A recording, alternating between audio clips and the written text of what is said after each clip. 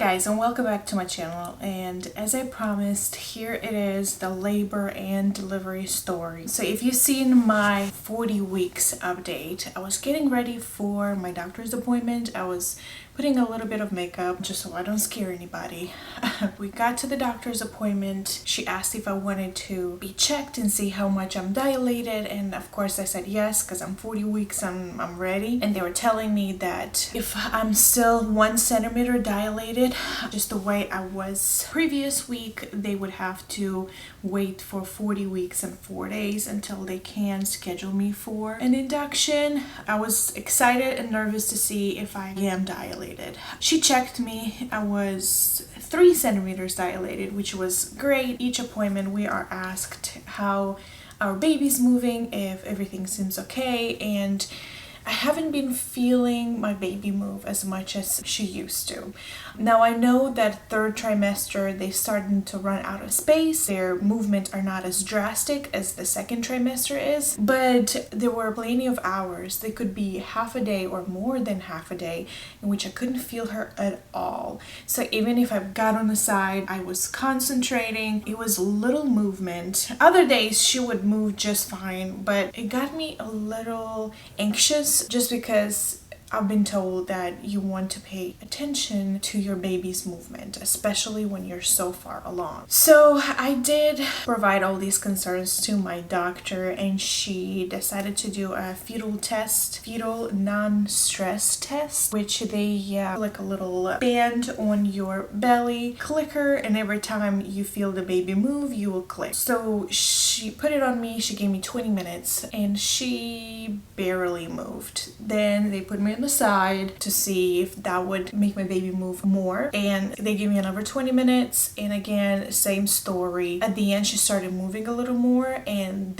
those were obvious movements, but that was still not enough. The doctor was like, since you're 40 weeks, let's go ahead and send you to the hospital, just because you don't want to take any chances. That was definitely news that we did not expect, specifically because after she checked my cervix, they were like, okay, we can schedule you for induction. I know tomorrow is full, but we can schedule you on the Thursday. And again, that was a Monday. So we're like, oh, Thursday is good.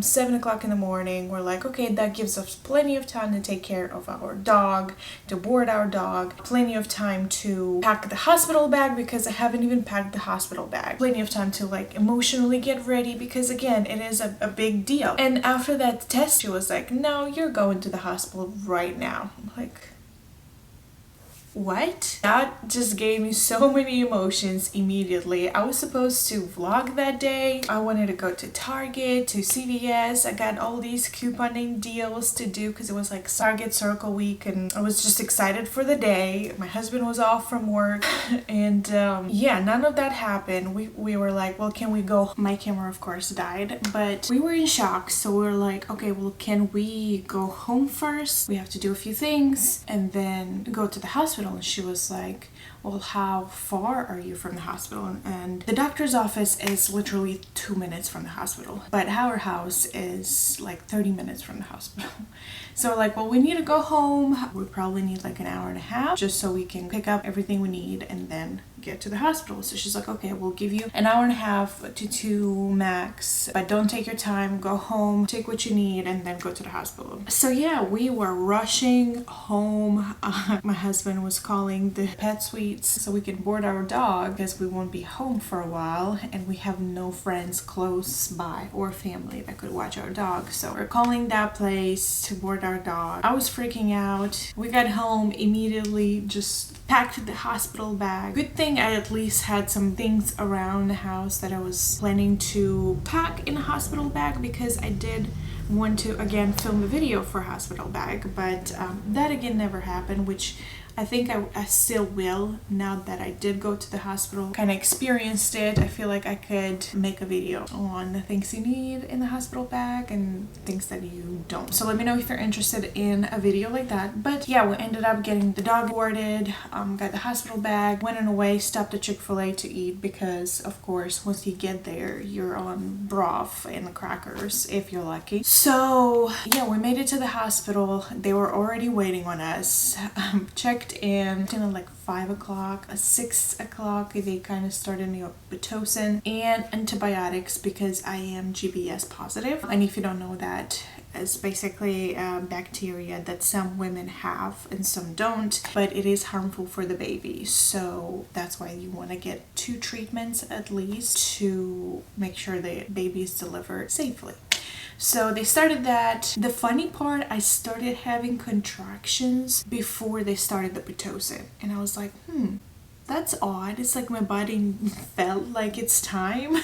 My body started doing it before, but the Pitocin wasn't even put in. So I started contracting. By 10 o'clock, my husband like went to grab something to eat. Within like 30 minutes, my contractions became so much more painful. So much more painful. The funny part is like they kept coming in and they were like, well, how do you feel? How are your contractions?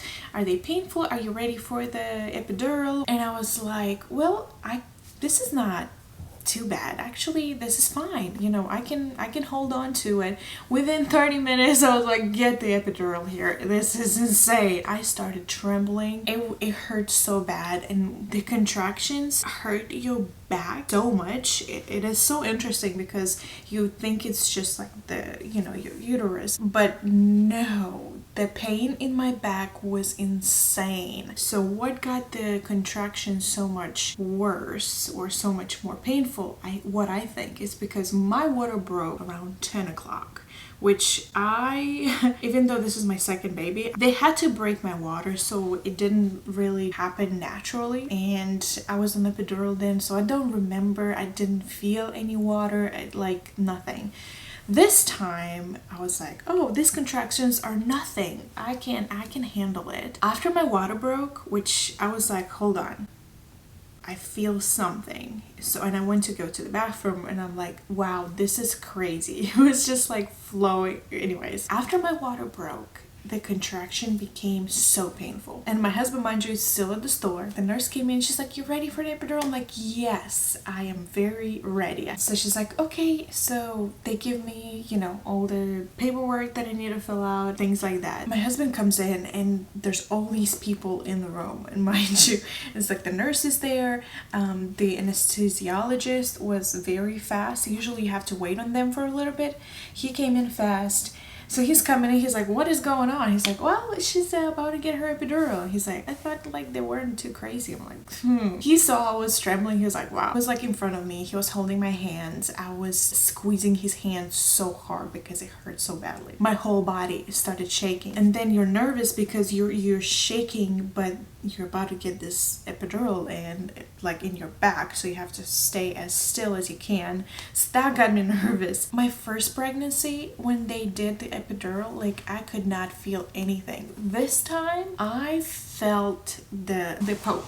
Okay, I'm just gonna say the few pokes. It was not very pleasant pokes, but after they put in the epidural, I was still 3 centimeters dilated. Like there was no movement in dilation, which was very annoying. I think by 12 I was maybe 4. After the epidural, it felt so much better, but they needed to progress my labor because it was taking long and I was still 4 centimeters dilated, and the baby, they were looking at the graph, I guess, and they didn't like how when my contraction would come in, like babies maybe, I think they were looking at the heartbeat was going down, and they didn't like that, and I was losing still a lot of water. So they put me in different positions to induce labor a little more and still look at how the baby's, I guess, heartbeat is going. So about 2:30, they're like, we don't really like how the baby's heartbeat, it like drops. I think it was the heartbeat. I don't remember what exactly. If you are a nurse on labor and delivery, I'm sure you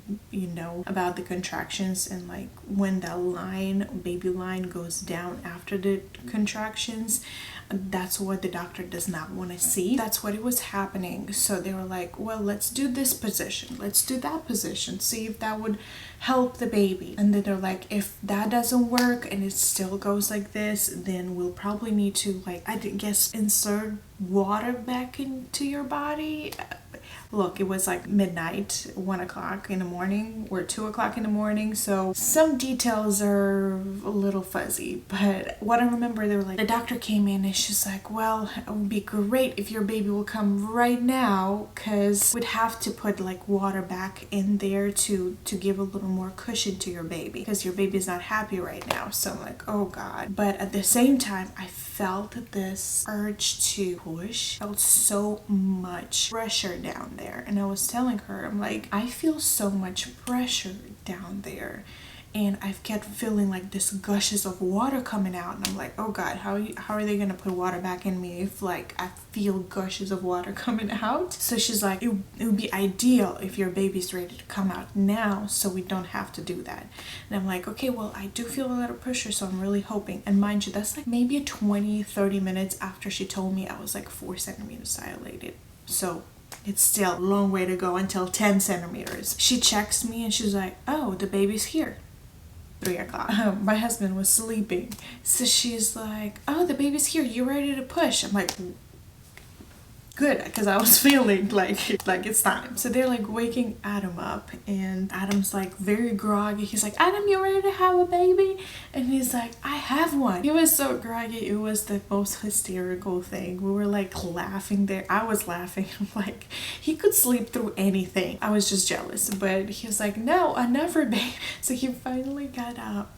He was holding my hand. They're like, you ready to push? When I'm telling you, I feel like I felt so much more this time. I don't know if because I wasn't completely delusional, because my labor with my son was so much longer, but I felt all the pressure. I felt the contractions. I didn't press the button. They were like, oh, if you feel pain, you could press the button, but it will not take the pressure feeling away. And I was like, we're here. So I didn't press the button. I couldn't even get to it, didn't even think about it. So I was pushing, and when I'm telling you, when the baby drops and the baby's head is like right there, that's the most intense pain. And I was medicated, so I can't even imagine what would have been like if I was not medicated and the baby's head was like, they call it ring of fire. It's like right there, and there's so much pressure, and you're like, oh my God, take this baby, get the baby out.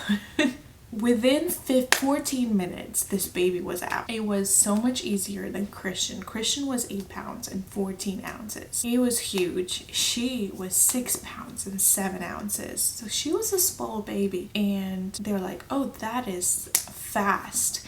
And what I'm telling you, when they put the baby on me, I had tears just like flowing, because I was like, one, relief that she's crying and they were saying she's good, relief from the ring of fire, just so many emotions. Like I think about it and I still get emotional, honestly. But I did have just a small, not even a tear. She said she's just gonna stitch it just so it doesn't burn, but it was a very minor cut almost, and that was it.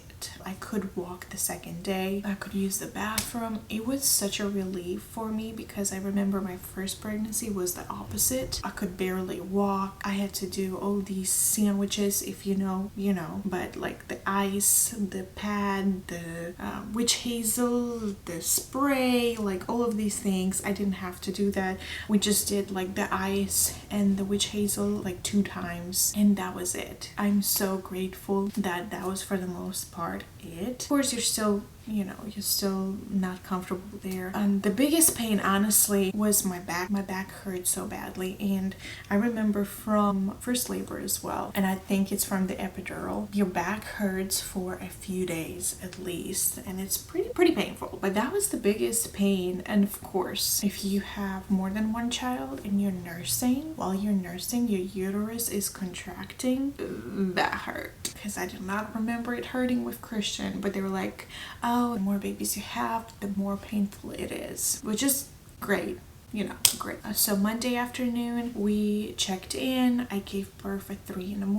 on Tuesday. We stayed Tuesday all day, and then Wednesday morning we got checked out, and we got home and just kind of living the dream. But yeah, that is my story. I hope you enjoyed it. If you have any questions about labor, delivery, newborns, babies, I don't know, things like that, let me know. Can't wait to find out how much we're gonna have to pay for the 3 days and induction. The bill, I'm sure, is in the mail. Thank you so much for watching this video. I really appreciate you guys. If you like this video, please thumbs up, please subscribe, and I will see you in my next one. Bye.